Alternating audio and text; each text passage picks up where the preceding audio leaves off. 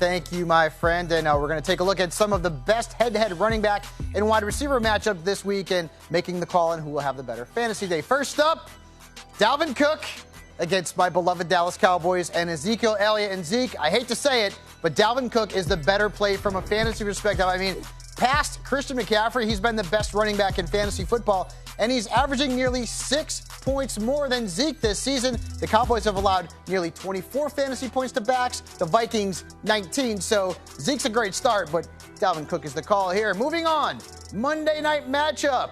Chris Carson and the Seahawks against Tevin Coleman and the 49ers. This one might surprise you.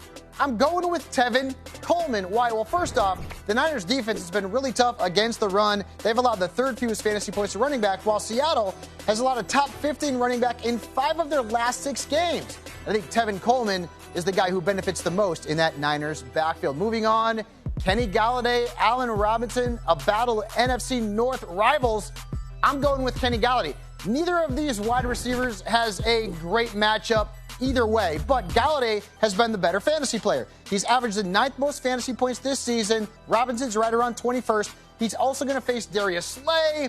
I'm going to go with Galladay here in this matchup of wide receivers. And finally, let's go to Hollywood Brown and the Ravens against the Bengals and Tyler Boyd. Now, we know AJ Green's not playing, right?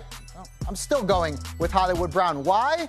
The matchup is just too good to ignore. The Cincinnati Bengals have allowed the most fantasy points to wide receivers since week 7, and Boyd is going to line up against Marlon Humphrey. And the last time these two played against each other was week 6. Tyler Boyd, 10 yards. Not 10 points, 10 yards. So I'm going with Hollywood over Tyler Boyd.